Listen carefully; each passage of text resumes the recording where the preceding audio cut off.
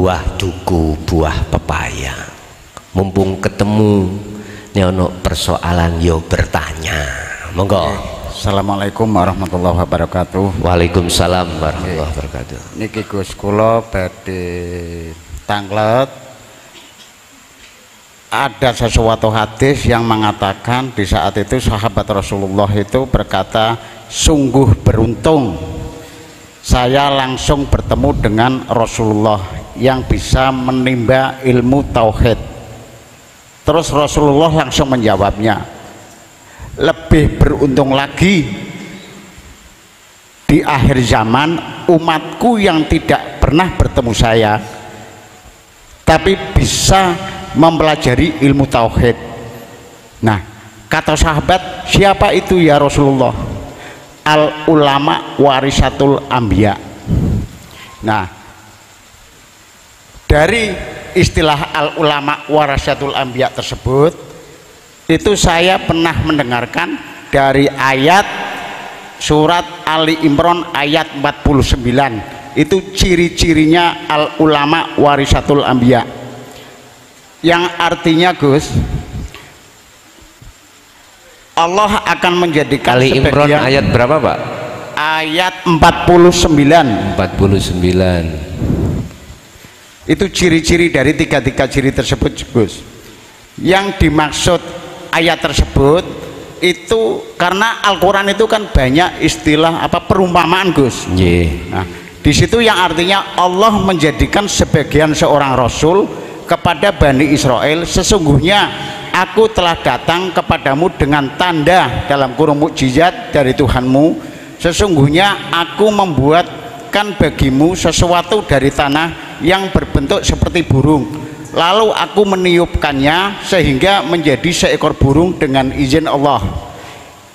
Yang kedua, aku menyembuhkan orang yang buta sejak dari lahir dan orang yang berpenyakit kusta, buras, atau menghidupkan orang yang mati dengan izin Allah. Aku beritahukan kepadamu apa yang kamu makan dan apa yang kamu simpan di rumahmu. Sesungguhnya pada yang demikian itu sebenarnya benar terdapat tanda kerasulan bagimu jika kamu orang-orang yang mukmin. Nah, dari maksud tiga ciri itu tadi, itu apa maksud menghidupkan seekor burung, yang kedua menyembuhkan penyakit kusta ataupun buras, yang ketiga menghidupkan orang yang mati, itu maksudnya seperti apa Gus? Itu jadi sesuatu tanda al ulama warisatul anbiya, supaya kita tidak keliru Gus. Ngeten Gus. Assalamualaikum warahmatullahi wabarakatuh. Waalaikumsalam warahmatullahi wabarakatuh. Burung itu hewan asali iku mati. Dengan mukjizat itu burung itu asalnya mati menjadi hidup. Artinya apa Pak? Ketika jenengan iku melihat fisik burung, mata dohiriyah kita, ainul basyariyah ini ketika melihat burung, makhluk itu nggak punya status hidup, nggak punya. Tapi dia kok hidup. Ruhaniyah meripat hati sampai harus melihat Allah di situ. Ketika hati ini sudah bisa melihat Allahnya di situ, berarti kan bertemu. Berarti huwal awwalu wal akhir wadzohiru wal batin wadzohir. Zohir berarti njobo jenengan, luar jenengan berarti makhluk burung. Kalau jenengan mengatakan hati iman bahwasanya burung itu hidup, burung berarti bukan termasuk tanda penerus kanjeng Nabi. Tapi kalau hati sampean sudah bisa bertemu Allah di dalam burung, Anda pasti iman Anda bukan burung yang hidup. Burung itu tetap mati. Karena Allah disitulah seakan-akan burung itu hidup. Berarti hidup milik siapa? Milik Allah. Burung tidak bisa, tidak memiliki hak sifat hidup, nggak bisa. Berarti yang bersifat hidup adalah alladzi asra bi abdi, yang menggerakkan burung itu. Kalau hati seseorang sudah sampai di situ, imannya hanya Allah di situ yang hidup, maka itulah salah satu tanda kalau dia itu termasuk tabi'inat tabi'in. Kalau hadis al ulama warasatul al anbiya. 1, 2. Dengan mukjizat itu akan menyembuhkan penyakit kusta. Padahal penyakit ini nggak ada tombone iku kecuali dari Allah. Artinya apa, Pak? Jangan dianggap penyakit fisik, Pak. Iki penyakit hati. Fi qulubihim maradun fazadahumullahu maradah. Penyakit itu manakala kita dibiarkan tidak lekas sembuh, malah bertambah parah. Sebab apa dia itu kok ada penyakitnya, sehingga penyakit itu menutupi ruhaniyahnya terhadap Allah. Innalladzina kafaru sawaun alaihim a'andartahum am lam tundirhum la yu'minun. Dikasih pengertian obat tentang penyakit hati, yaitu dinut tauhid. Dikasih pengertian atau tidak, dikandani atau tidak, diserukan atau tidak, diingatkan atau tidak, la yu'minun, tetap tidak percaya. Akhirnya penyakit itu nggak sembuh. Lah, mukjizat yang dimaksud menyembuhkan penyakit kusta adalah penyakit hati, Pak. Penyakit hati obatnya di dokter-dokter spesial munggo dohir nggak ada.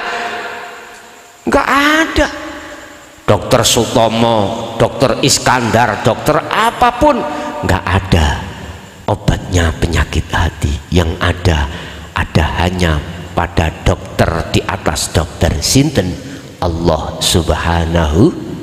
Obatnya berbentuk dinut tauhid, diterima, dilakoni, baru penyakit hati saya suwe lama kelamaan akan hilang, sembuh. Yang kedua, yang ketiga, menghidupkan orang mati. Artinya apa? Hati sampean kali kula khatamallahu ala qulubihim, hati yang mati di situ. Hati yang terkunci oleh niki hubbud dunya. Hati yang terhalang oleh dinding yang amat tebal yang disebut barzah. Ini makanya kata orang Jawa, batang urip, paribasan lho nggih, batang urip, menungso urip iku sejatine mati. Yang dimaksud sing mati hatinya. Maksudnya hatinya mati, di dalam hati kita terkubur oleh perkara-perkara yang berkenaan dengan tauhid. Wow, akhirnya dari hati yang mati gak bisa sampai pada hidup. Laksana seperti wak tempe, wak tahu itu loh, Pak. Iya, mau goreng diuyai jadi asin, mau goreng gak diuyai yo gak jadi asin. Beda dengan ikan yang di laut, diuyai koyo opo dengan air asin setiap detik bertahun-tahun tetap rasanya tidak asin. Artinya, Pak, hati yang mati ketika di dunia olehnya mati terkubur oleh syahwat dunia, terpengaruh. Akhirnya rohaniah kita terkuasai oleh gebyare dunya yang disetir hawa nafsu tadi. Tapi bagaimana hati yang hidup? Ya laksana seperti ikan yang hidup di lautan. Apapun gebyare dunya nek ati iki urip, hati ini enggak mati, enggak terpengaruh, Pak. Masih diletakkan di tempat miskin, gak menjadikan terhalangnya hati pada Allah. Walaupun diletakkan secara jasmani kaya, pangkat dan apapun gebiarin dunia mewah, gak menjadikan terpengaruh hati ini yang hidup akan menjadi mati. Enggak sampai hati iki terpengaruh dengan gebiarin dunia, tetap hati iku sekali Allah tetap Allah imani, karena jawabannya hati yang hidup. Ikan tadi yang ngono, mengapa enggak asin ikan di lautan? Karena ikannya hidup. Coba nek ikan mati, gak usah sak jam, 5 menit ae asin kabeh.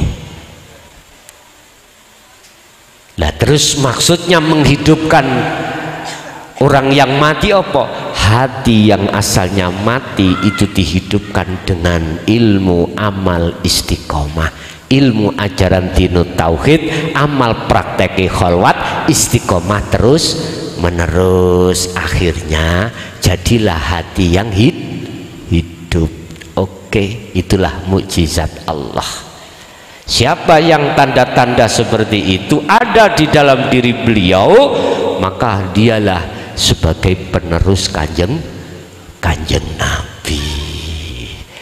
Makanya gak mudah orang beriman. Apa yang ku sampaikan estu, Pak, saya ngalami sendiri. 23 tahun saya menyerukan ini, kebanyakan lari, boten lari moro lo ya, lari ngalih. Makanya jangan heran kalau pengajian tentang dinut tauhid penggemarnya itu mung setitik.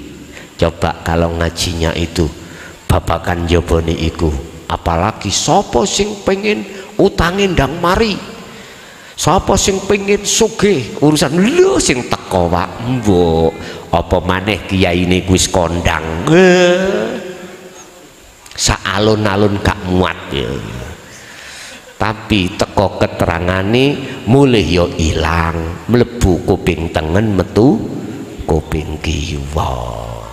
Senengane apa nggih guyon-guyonan ngoten ta. Mangkane jeneng tak guyoni lewat iki. Cek gak jenuh kula ya penak nyantai rokokan iso menikmati. Nggih, ada lagi monggo. Masih ada Ibu, monggo Bu.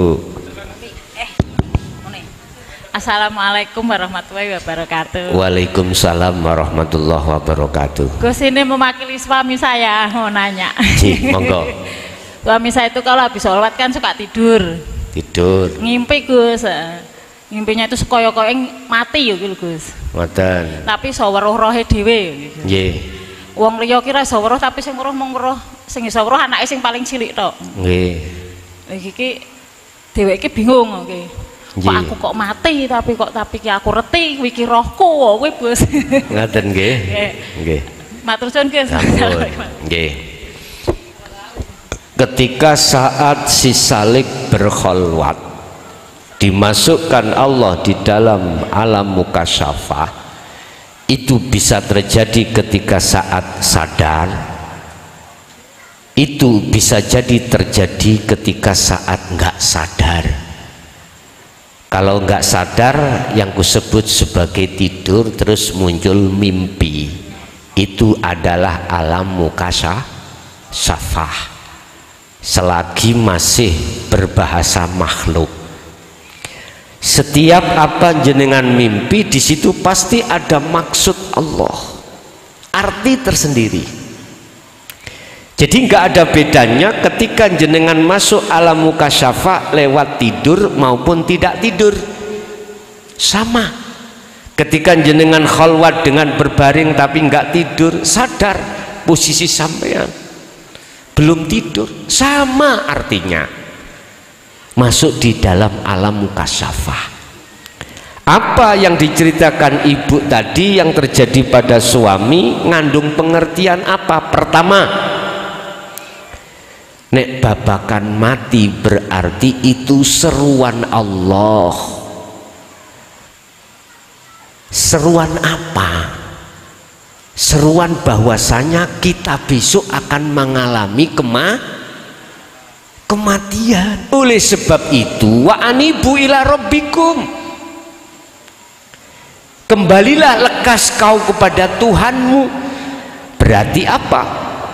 Kita diperintahkan Allah untuk selalu berzikir sirul asr dalam setiap aktivitas apapun semampunya. Mengapa di situ kok ya bisa melihat ruhnya sendiri atau anaknya yang terkecil? Ngeten nggih? Ngeten Pak Bu. Itu mengandung pengertian bahwasanya makrifat itu, bertemu itu, yang melihat dan yang dilihat itu satu pelaku, itu namanya ahad. Artinya yang melihat Allah, yang merasakan mengimani Allah, ya sing diimani ya Allah. Jadi antara ruh, rasa, cahaya, hidup itu satu kesatuan. Artinya sudah tidak ada perbedaan, la farqa bainahum, tidak ada bedanya. Namanya ahad itu tunggal, tunggal itu enggak ada lain. Wah iki mangko wis sisuke dijaluk sisuke. Lagune Dani itu lagu aku ini, nah itu ahad itu ya, itu nanti wis sisuke dijaluk kono. Jadi pertama adalah seruan lekaslah kita kembali kepada Allah. Yang kedua maknanya itu menegaskan bahwasannya kalau sudah dimusyahadah itu antara yang melihat dan yang dilihat itu satu pelaku, yaitu wujud yang sejati.